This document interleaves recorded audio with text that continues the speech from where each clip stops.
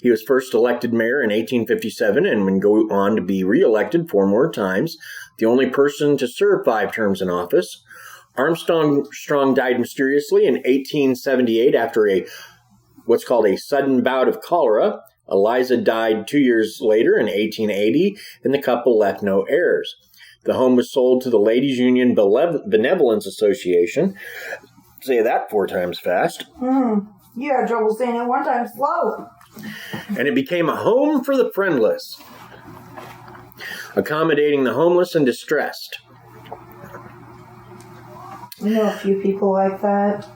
In 1895, along with funding from a private family, the home was expanded and the West Wing was built. Cool. In 1895, the home was converted into the Memorial Home for the Aged, which it remained for the next century. In 1995, needing more modern facilities, the residence was moved to a new location. The mansion became a temporary group home for the mentally ill and substance addicts. In 2004, it was purchased by the current owner, with eventual plans to turn it into a bed and breakfast. With such an unusual history and large numbers of people passing through and dying in the building, it's no surprise that it has a reputation for being haunted.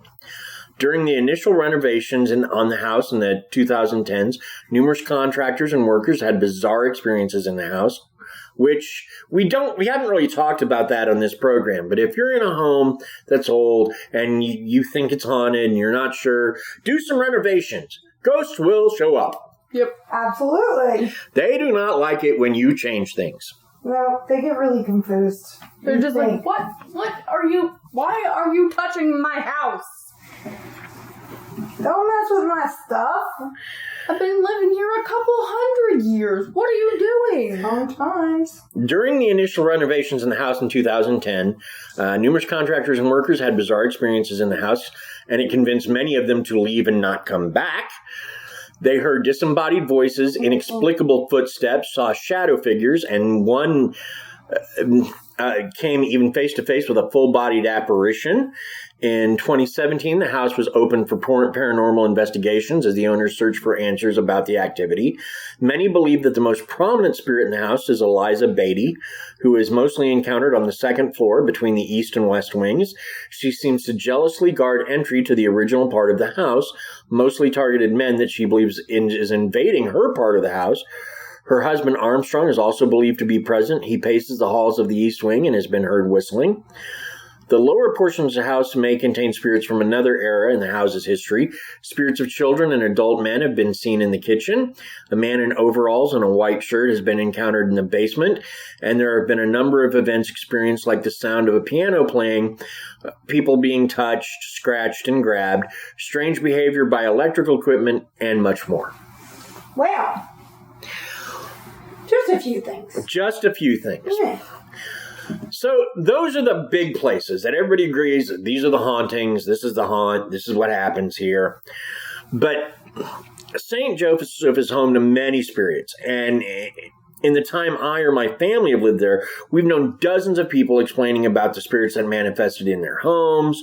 Due to all the limestone in the region, that may be why the area holds on to its ghosts so much. Mm-hmm. But like Sibley, a lot of houses there are haunted. Right. And the ghosts seem to move, actually, between houses in some cases. Mm-hmm.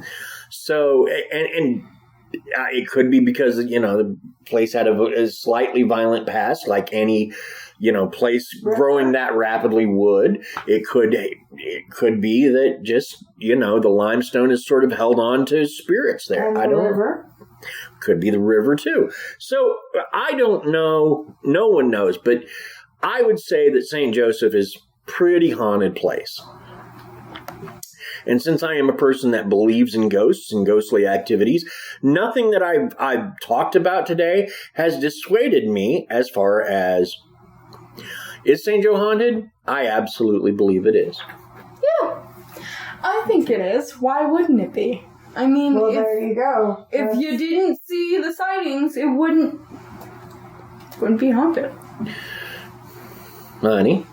I'm right there with you. We've discussed this. You know I believe in ghosts. Yeah.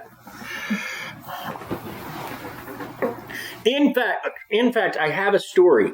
Oh, you have a story. I do have a story. My friend Travis, you remember him from Danny's wedding? I do remember Travis. Travis is a good dude. Travis is a very good dude. Well, he was down for Dan Bugby's wedding. Dan be fierce to those. Oh, I didn't know he had an experience when he was here for the wedding. Yeah, I didn't either until I talked to him about it. Well, there you go. Okay, well, I need to hear this story. So, he's sitting in his hotel room with a few people, one of whom is Allie. Oh my. And they have all imbibed deeply in herb. Good herb. Because Travis doesn't mess with the bad herb. Travis only deals in good herb. So they have all imbibed deeply in herb. And they're sitting in the hotel room and they're just talking. And Travis looks up and there's a guy he does not know standing staring at the group.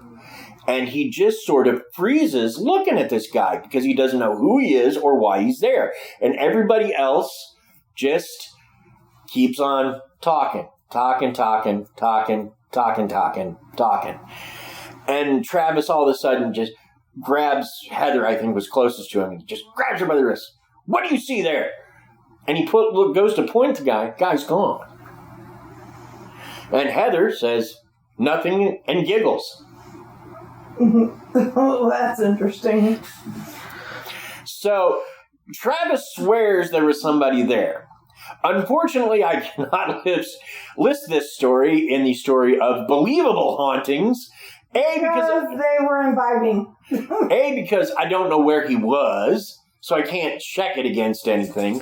And B, they were imbibing. So we don't know what he's seeing. And depending on how good the stuff was, it may not have come from outside, but inside his own brain. That's entirely possible.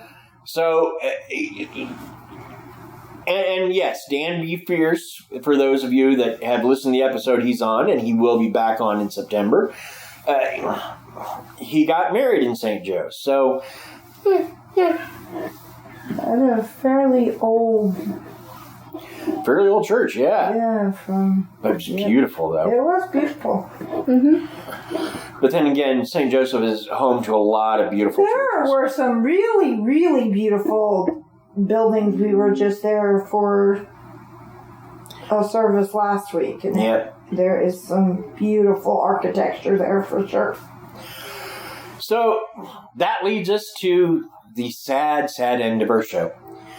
First of all, got to say goodbye to everyone, and thanks to you for listening so much. We wouldn't be a thing without you. You guys are amazing to us. We love you. Love you. So thank you for listening. Also got to give thanks to Bill Barrett, who does our theme music. Thank you, Bill. And if you guys are interested in having him do some musical work for you, he does do that. Bill Barrett at sbcglobal.net. That'll find him. Also, thanks to Paige Elmore. She hosts a podcast called Reverie True Crime, which is good. Paige. But she also did our logo art, so that's amazing. And she won't even take credit for it. She's like, I was addicted to Canva, and I was just messing around. But I think it was awesome. Krysta thinks it's awesome, so thank you, Paige. Aaron Knurk, who runs the Big Dumb Fun Show, who's also done an interview and some local promotion for us. Thank you very much, Aaron. Check out our website, designed by Laura herself. Don't let her good work go to waste. Thank you, my dear, for doing such an awesome job on our website. I got to get back to it and get it updated, but you're welcome. Also, check out our merchandise on Teespring. Go visit our Patreon or buy me a coffee. You can support us through both of those.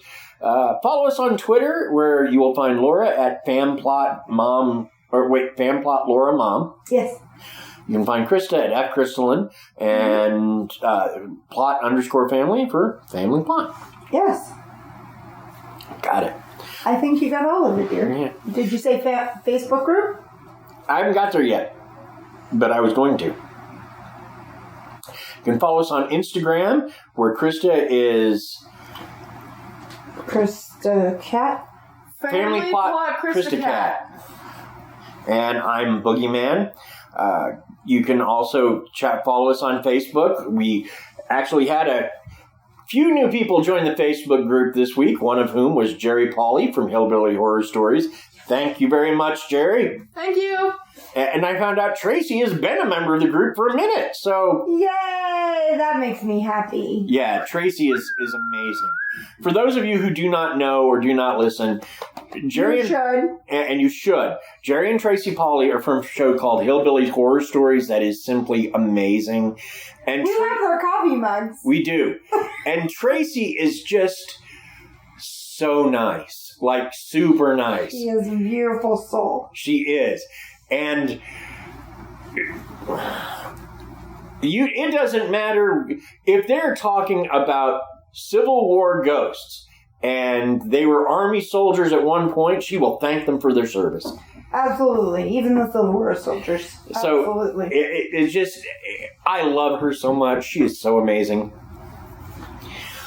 Also, you can follow Krysta on TikTok. She has almost 1,500 people on her TikTok channel. And remember, we are dark next week, but we will be back in 2 weeks with our show on Gobekli Tepe. All right. Bye. Bye.